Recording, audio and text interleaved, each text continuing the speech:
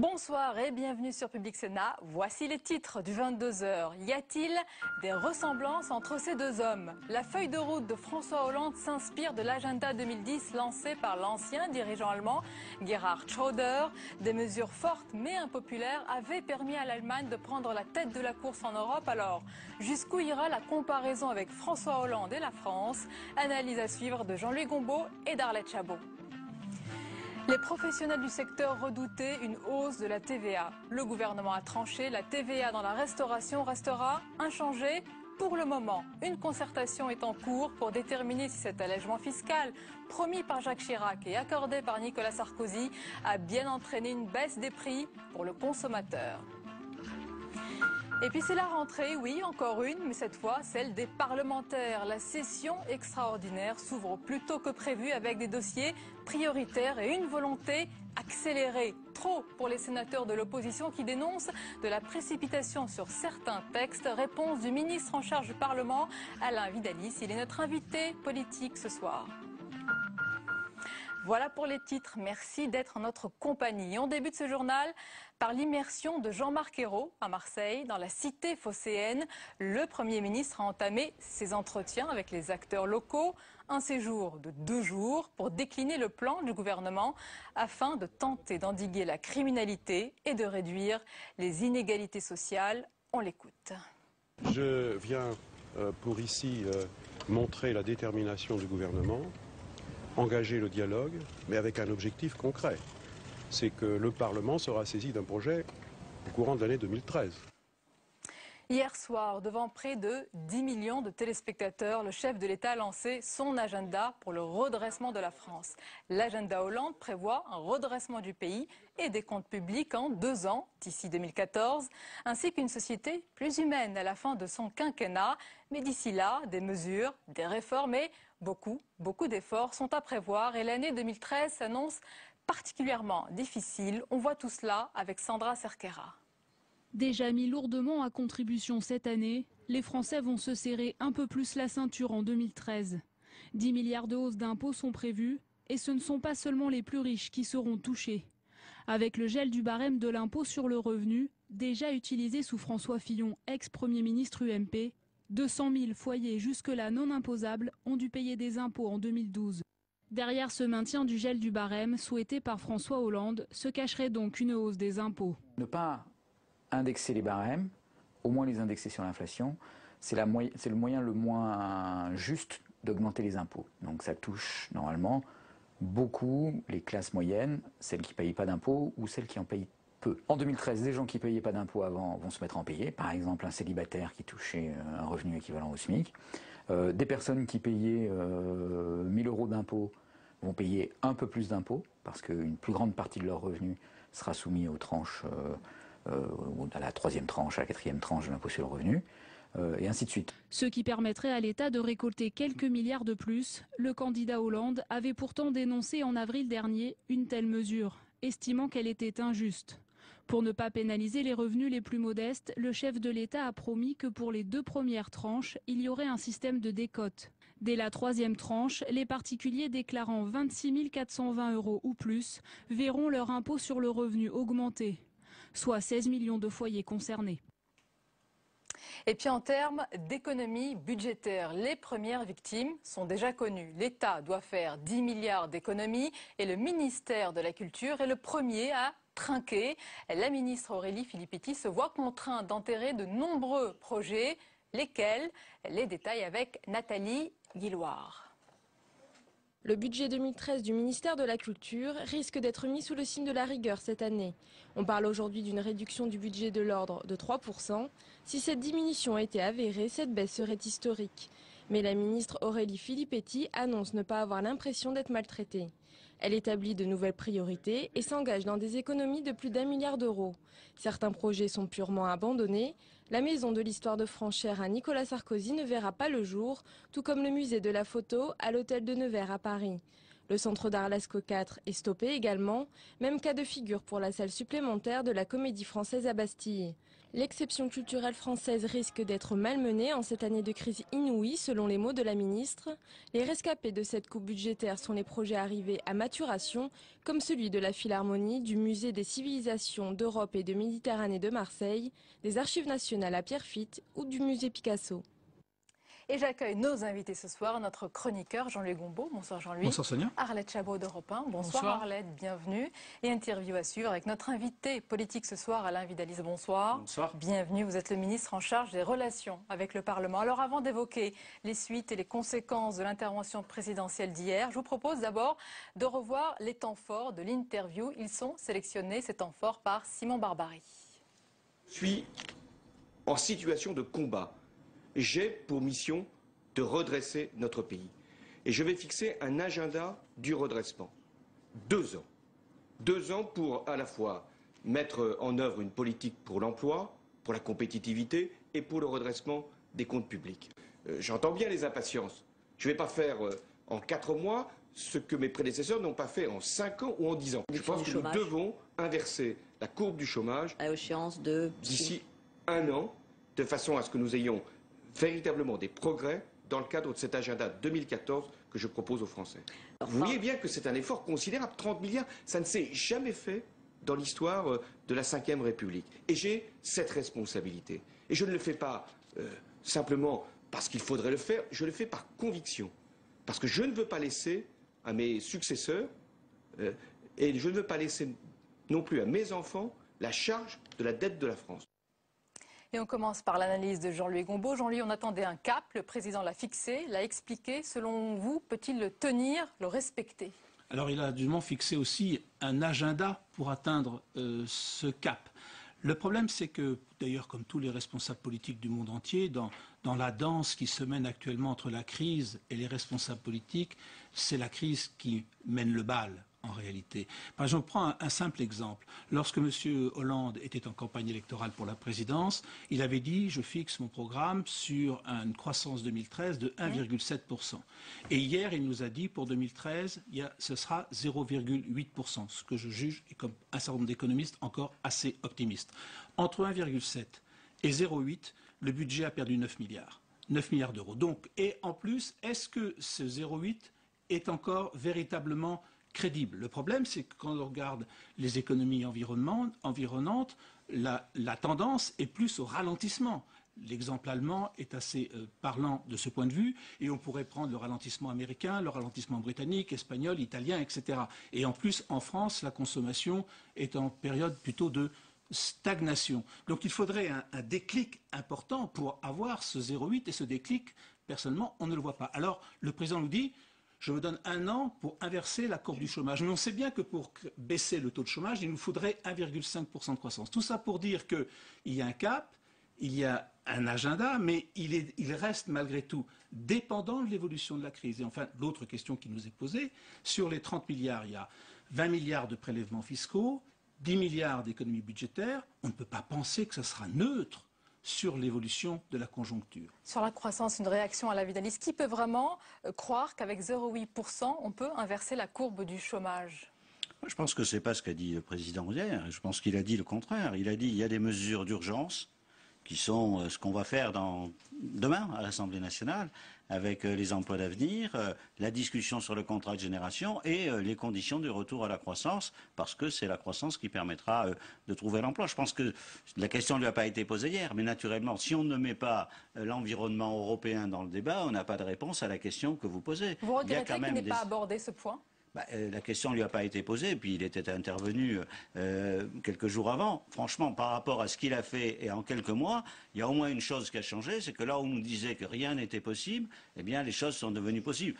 Est-ce que c'est uniquement pour François Hollande? Moi, je pense qu'il y est pour beaucoup, mais dans tous les cas, ce qui s'est passé la semaine dernière au niveau de la Banque Centrale Européenne, dont on sait quand même chacun que là, il y a la nécessité d'avoir un déclic si on veut retrouver le chemin de la croissance, ça n'est pas rien dans le paysage d'aujourd'hui où il n'y a pas que des feux qui soient au vert. Donc celui-là, il l'est, et je pense que c'est important pour analyser la situation. Jean-Luc Gombault, retour en France, vous avez parlé de beaucoup d'efforts, notamment pour l'année 2013. Dites-nous, pour ceux qui nous regardent, tous les téléspectateurs, qui sera touché? Alors, ça se décompose en 3 parties. Vous savez que dans les présentations que le gouvernement fait depuis quelque temps, il tient beaucoup à une présentation en équilibre. On l'a vu pour l'essence, 6 centimes de baisse, il y a 3 centimes qui, avec l'État, 3 centimes qui vient pour les pétroliers et distributeurs. Là, on est sur 30 milliards, donc 10 milliards sur l'État, 10 milliards de fiscalité supplémentaire pour les entreprises et 10 milliards pour les ménages. Alors, 10 milliards, évidemment, ont déjà été décomposés dans le sujet précédent. Ce qui est important, c'est qu'on arrive à un moment où, effectivement, les couches aisés supérieurs seront particulièrement frappés. Il y a ce fameux épisode que nous avons depuis ce week-end avec M. Bernard Arnault, mais tout le monde va être pratiquement touché, puisque 16 millions de contribuables vont payer plus d'impôts. Et dans les 16 millions, évidemment, il n'y a pas que des riches, il n'y a même pas que des couches aisées, puisqu'on arrive sur une tranche à 23 000 ou 25 000 euros, je ne me rappelle plus très bien, sur la deuxième tranche, et ce sont quand même des gens relativement modestes. En tout cas, ce qui est vrai, le président a dit hier, c'est le plus grand effort de redressement depuis 30 ans. Alors 30 ans, ça tape dans l'oreille, parce que 30 ans, c'est 1983. C'est le tournant de la rigueur de 1983. Alors j'ai fait une comparaison. Si on prend le plan Delors de 1983 de redressement des finances publiques, ça correspondait en gros à l'époque, en prenant le PIB de l'époque, autour de 1% du PIB. Et quand on prend les efforts demandés par la gauche depuis juillet dernier, on est autour de 1,5% du PIB. Donc on a quand même un tournant de la rigueur qui est quand même renforcé par rapport à ce qui était en 80. Mais il faut dire que les comptes sont beaucoup plus dégradés qu'ils ne l'étaient à l'époque, bien entendu. Certes, ça c'est sûr. Tournant de la rigueur. Alain Vidali, aussi sur bien le style, la forme. Il y a aussi un tournant de la part de François Hollande. C'est un nouveau style, peut-être un nouveau président, une nouvelle page. Si chacun veut bien se rappeler quel était le ton pendant la campagne présidentielle, il n'a pas. Il n'est plus candidat. Il n'a pas promis l'impossible. Je veux dire, la difficulté de la situation a été très largement évoquée. D'une certaine façon, on peut dire, puisque c'est lui qui avait utilisé le mot, que M. Fillon était un honnête homme. Il avait pris la France en faillite, il l'a rendue en faillite. Et quand on est arrivé, on a eu cette situation. On l'a dit. On a dit qu'il y avait des efforts à faire d'abord. Dans ce qui a été appliqué depuis le début, il n'y a pas simplement de la rigueur. Il y a des gens qui bénéficient du décret de la retraite à 60 ans. Il n'y a pas que de la rigueur. Mais vous assumez le mot. Je veux dire, tout ça, c'est des débats sémantiques. C'est pas un tournant. Franchement, c'est pas un tournant. Ça a déjà été utilisé par d'autres. La question, c'est la rigueur budgétaire, évidemment. Mais franchement. La retraite à 60 ans, l'allocation de rentrée scolaire, ça n'est pas rien. Inverser la logique sur le service public de l'éducation nationale. Il n'y a pas simplement aujourd'hui que la nécessité de l'équilibre financier. Simplement, on dit quoi ? On ne veut plus être dépendant des marchés financiers. Faire des efforts en matière de fiscalité et vous lever le lendemain en disant « Ah ben les taux d'intérêt ont augmenté, tous les efforts que vous avez faits, ça ne servait à rien. » On ne veut pas avoir à tenir ce langage. On veut être indépendant. C'est le message, je crois, qu'on veut essayer de faire partager aux Français aujourd'hui. Arlette, est-ce qu'une nouvelle page s'est ouverte hier, peut-être un nouveau chapitre, ou carrément c'est vraiment le début du quinquennat avec le livre qui s'ouvre? Oui, François Bayrou disait hier, avant l'intervention du président de la République, le quinquennat commence ce soir. Ben, je crois qu'il avait raison finalement, François Bayrou. Si j'ose la comparaison, je dirais qu'on était un peu comme au théâtre, vous savez. Les spectateurs sont assis, ils ont le programme, et puis ça ne démarre pas. Alors il y a un moment où ils commencent à s'impatienter, ils finissent par douter. Ben voilà, François Hollande l'a compris, il a frappé les 3 coups, le rideau s'est ouvert, on a vu le décor, on vient d'en parler, la crise qui s'est aggravée. On a découvert un François Hollande qui est le premier rôle et qui va assumer ce premier rôle. On l'a compris, il ne va pas être planqué en coulisses ou il ne va pas disparaître. Il va assumer, il sera effectivement en première ligne. Au combat, il prend des engagements et très forts. On l'a dit, les 3% de déficit l'année prochaine, et ça sera un effort énorme, on l'a dit, la réduction du chômage. Et en même temps, il est sur scène, il assume et il ne fait pas un one-man show comme son prédécesseur. Il partage un peu. Définition de rôle de Jean-Marc Ayrault. Second rôle, il anime, il coordonne, il met en œuvre, avec déjà une interrogation. 2014, c'est l'agenda. Est-ce que Jean-Marc Ayrault ira au-delà de cette étape de 2014? Quant aux ministres, ils seront priés de respecter le texte. Le texte, c'est le programme de François Hollande. Donc hier, le metteur en scène, premier rôle, l'interprète ne se dérobe plus. C'est plus la bleuette du président normal. C'est vraiment un président qui assume, qui resserre la mise en scène et qui précise le texte. Et Arlette, il y a eu de très nombreuses réactions, bien sûr, à l'intervention d'hier soir. Sans surprise, les socialistes ayant vu un président de combat et une intervention réussie. La droite était à l'offensive. François Fillon décrit un président aux abois. On va écouter à présent quelques réactions recueillies ici au Sénat. Moi, je n'ai rien entendu qui permette de dire que d'ici 2 ans, on aura effectivement une relance économique réelle.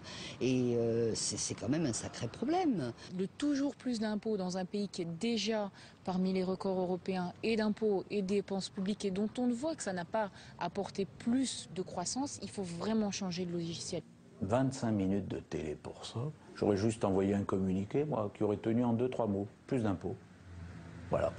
Et puis je ne serais pas allé à la télé, parce que sincèrement, on ne peut pas dire que ni au niveau oratoire, ni au niveau de la vision de la France, ni au niveau des perspectives, ça n'a été très clair.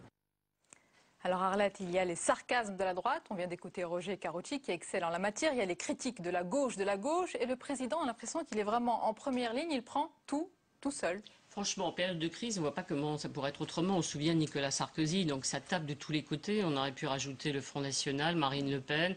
C'est vrai que Jean-Luc Mélenchon, lui, quand il entend dire qu'on va respecter l'engagement des 3% l'année prochaine, évidemment, il n'est pas d'accord. Bien sûr, la droite tape sur les impôts, on l'a entendu. Au fond, en ce moment, c'est vrai que le gouvernement est seul. Moi, je dirais qu'il y a 2 alliés.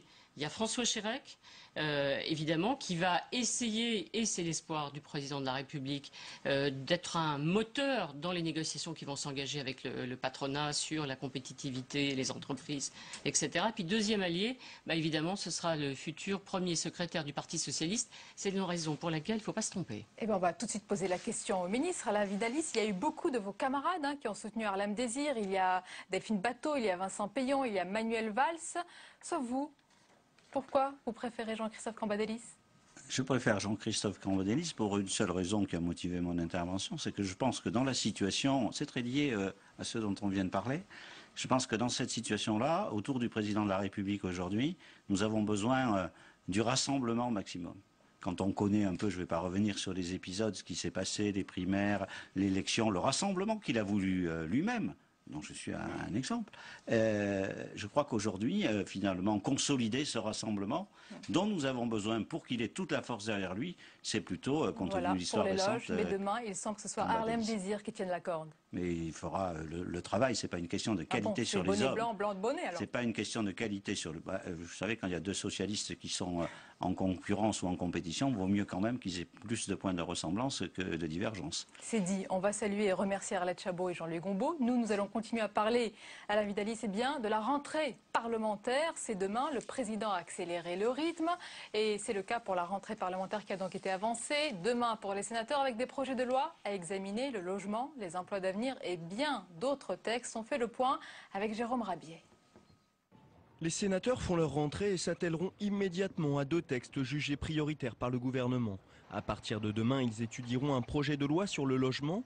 Les communes devront désormais construire 25% de logements sociaux et les pénalités seront multipliées par 5 en cas de non-respect. La cession de terrain appartenant à l'État pour y construire des logements sociaux sera aussi étudiée pour ouvrir le calendrier de cette session extraordinaire. Après une parenthèse d'1 semaine consacrée aux journées parlementaires, ils examineront le texte phare du gouvernement sur les emplois d'avenir. La Haute Assemblée devra ensuite se pencher sur l'adaptation de directives européennes dans le droit français. Et enfin, cette session extraordinaire s'achèvera sur l'examen d'un projet de loi sur l'outre-mer, traitant notamment de la question de la vie chère dans ces territoires ultramarins. La rentrée parlementaire, c'est donc maintenant. Alors Alain Vidalies, dans quelle atmosphère elle se fait cette rentrée? Et puis votre première rentrée en tant que ministre en charge du Parlement? Oui, on a déjà eu la session extraordinaire au début du mois de juillet. Moi, je pense que c'est l'esprit qu'a voulu marquer hier le président de la République, dans tous les cas du côté du gouvernement. Ensuite, dans le respect de la volonté de débattre du Parlement, naturellement. Il y a une accélération du calendrier, on l'a vu, mais pour les sénateurs de l'opposition, à droite, vous avez confondu accélération et précipitation. Certains textes vont être examinés en un temps record. Ils dénoncent votre impréparation. Que leur répondez-vous? Sur le texte qui vient au Sénat d'abord, c'est le texte sur le logement. Il s'agit principalement de mettre fin à ce véritable scandale où un certain nombre de communes dans ce pays préfèrent payer des amendes que de faire des logements pour les pauvres. Et justement, c'est ceux qui aujourd'hui protestent sur la forme, pour ne pas aborder le fond de ce texte, que l'on retrouve les plus grands supporters de ce qui se passe à Neuilly ou ailleurs. Donc franchement, je trouve qu'ils sont assez mal placés pour venir là. Démocratique, Jean-Claude Gaudin déplore un texte inscrit en catastrophe. Il n'y aura que quelques heures de débat. Bien sûr, ça vous rappelle des souvenirs? Ça me rappelle beaucoup de choses. D'ailleurs, s'ils veulent, je suis prêt à mener le débat avec eux demain. J'ai fait une liste de leurs exploits récents. Et donc, par exemple, le texte sur les conseillers territoriaux, après la réforme de 2008, il est passé en Conseil des ministres le mercredi 29 juin et au Sénat le lundi 4 juillet. Vous voyez où c'est encore plus vite que ce qu'on va faire. C'est une raison de faire la même chose.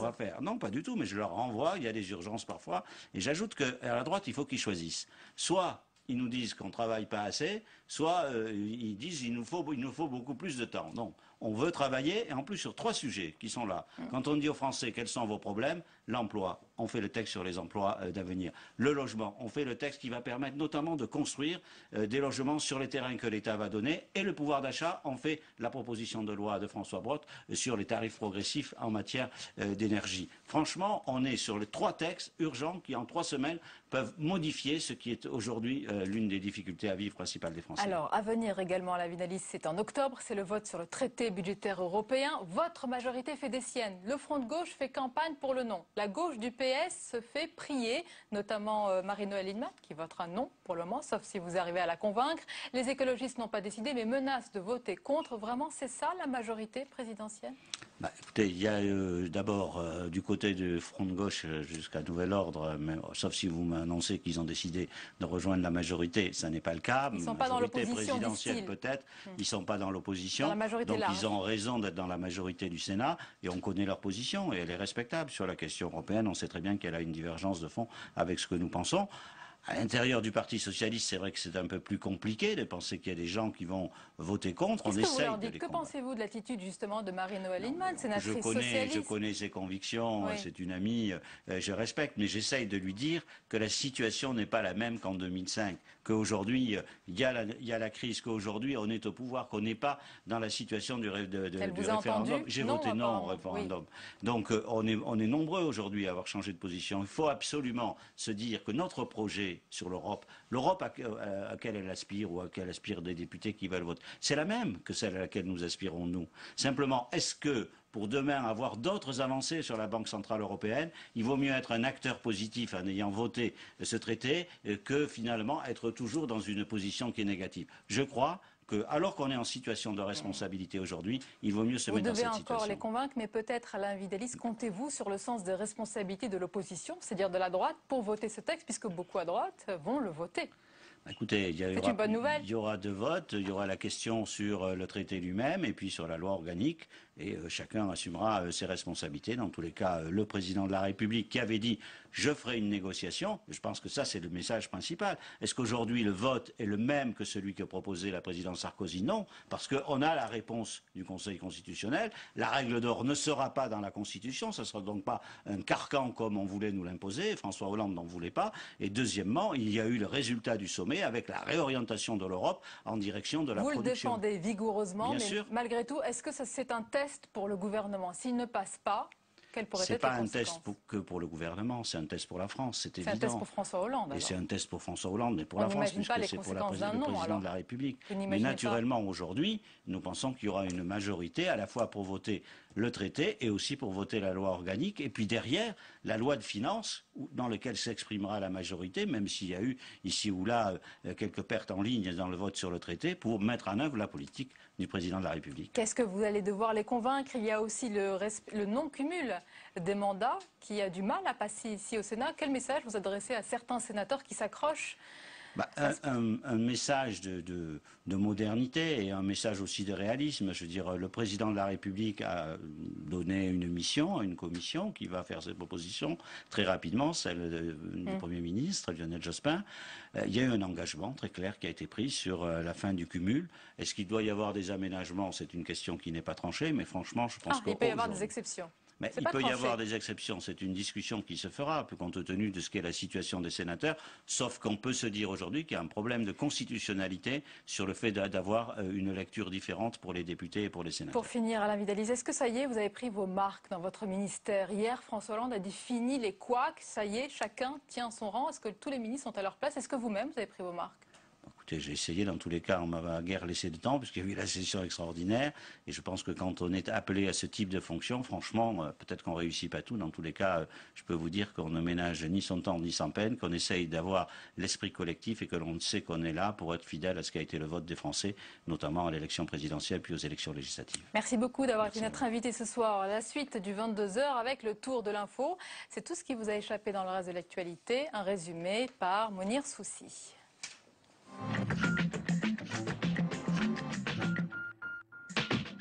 Les voisins de la famille Halili contraints d'évacuer leur maison. Aujourd'hui, les enquêteurs ont bouclé le quartier dans la banlieue de Londres après la découverte de substances potentiellement explosives dans la propriété. Fausse alerte, les éléments stockés se sont finalement révélés inoffensifs. En France, l'enquête avance. Une source policière dévoile qu'une seule arme aurait servi à commettre la tuerie. La fillette de 7 ans, grièvement blessée, est sortie du coma, mais n'est toujours pas en état d'être auditionnée. Pas de hausse de la TVA dans la restauration pour le moment. La ministre déléguée à la consommation l'a confirmé aujourd'hui devant les responsables de la profession qui restent sur leur garde. Elle n'a rien dit, sauf qu'elle attendait d'avoir le résultat des 4 réunions que nous allons avoir sur chaque point pour faire un bilan que nous espérons sera partagé entre le ministère et nous. Chaque année, cet allègement fiscal de 19,6% à 7% représente un manque à gagner de plus de 3 milliards d'euros pour le gouvernement. Un député socialiste doit rendre à l'automne une évaluation de cette mesure. L'ambiance n'est pas à la fête à Sochaux. Le centenaire de cette usine, berceau de Peugeot, intervient dans une période troublée pour le groupe. Symbole de ce déclin, PSA a quitté le CAC 40 la semaine dernière. Demain, un rapport sur la santé de l'entreprise sera remis à Arnaud Montebourg. Il devrait confirmer la fragilité du constructeur automobile. En une de Libération aujourd'hui, Bernard Arnault, sourire aux lèvres, valise à la main. Et ce titre explicite, « Casse-toi riche-con ». Inacceptable pour la plus grande fortune de France qui a déposé plainte pour injure publique contre le journal, soupçonné de vouloir s'exiler fiscalement après la révélation de son intention de prendre la nationalité belge. Il a démenti et assuré qu'il continuera bien à payer ses impôts en France. Toujours dans les pages de Libération, le dessin du jour rebondit sur l'évasion fiscale. Après les hausses d'impôts annoncées par François Hollande, Willem imagine les grandes fortunes prenant la route pour mettre leurs deniers à l'abri. S'il indique que les riches quittent la France, il ne précise pas la destination où ils pourraient trouver refuge.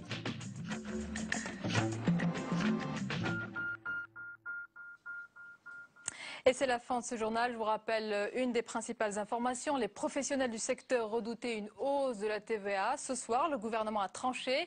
La TVA dans la restauration restera donc inchangée. Mais pour le moment, une concertation est en cours pour déterminer si cet allègement fiscal promis par Jacques Chirac, accordé par Nicolas Sarkozy, a bien entraîné notamment une baisse des prix pour le consommateur. Merci de nous avoir suivis ce soir. Tout de suite, et comme chaque lundi, désormais, votre soirée documentaire sur Public Sénat, un documentaire qui vous est présenté par Simon Barbary. À demain, avec plaisir. Le documentaire In Memoriam vous emmène à New York sur le site de Ground Zero. Plus de 10 ans après les attentats du 11 septembre, chaque mètre carré de ce quartier est dédié aux héros et aux victimes de ces événements. Les touristes viennent par milliers tous les ans entretenir cette frénésie mémorielle.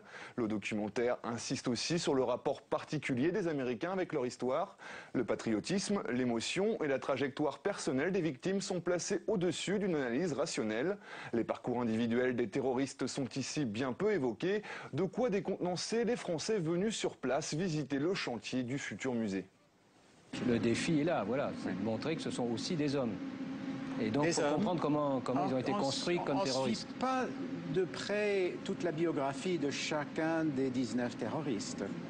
Donc, on les prend, si vous voulez, au moment où ils commençaient à poursuivre le complot sur le sol des États-Unis. Le documentaire In Memoriam réalisé par Marie-Pierre Jory et Grégoire Benaban, c'est à suivre sur Public Sénat. Très bon documentaire.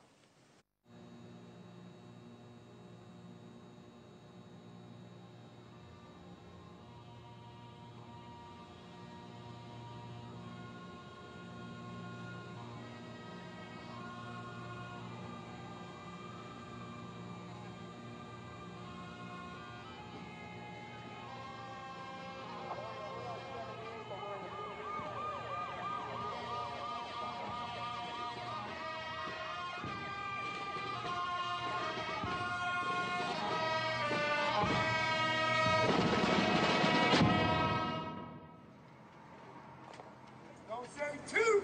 That's not true. Learn the facts. History, don't learn mystery.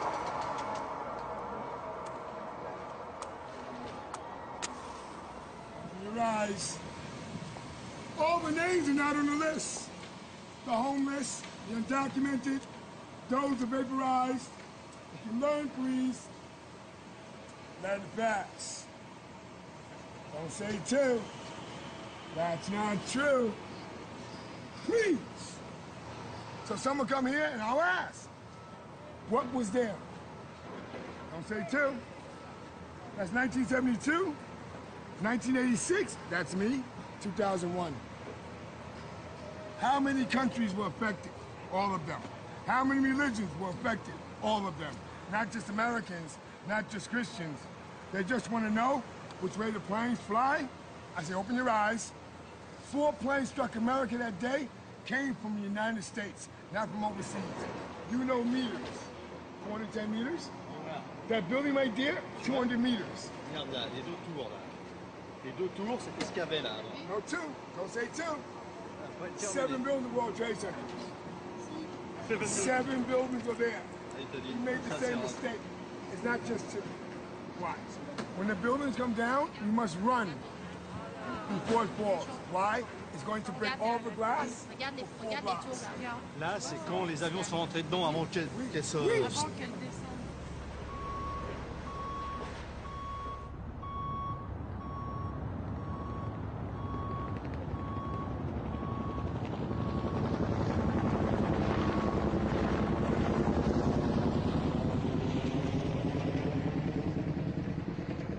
Ground Zero, the moment that it was named, very, very soon after September 11th, really within 24 hours, the idea that that space was sacred in some way took hold very, very quickly. And initially, I think it was actually the governor of New York, Governor Pataki, who used those words and who said, you know, this is a sacred place from the street level down to the bedrock, and the idea that the footprints themselves were sacred became very, very powerful for people and actually dictated just about everything that's happened since on the site.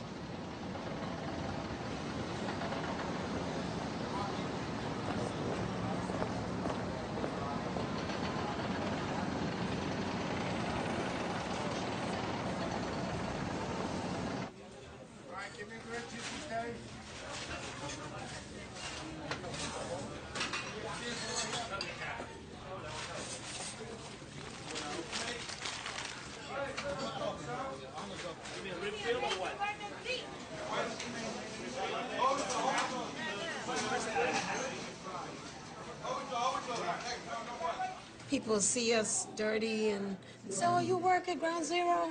And they tell you their story and then they'd ask you. So it's like, you know, in a sense, we're constantly reliving it. Even though you're new to this and we've seen this a long time, I've never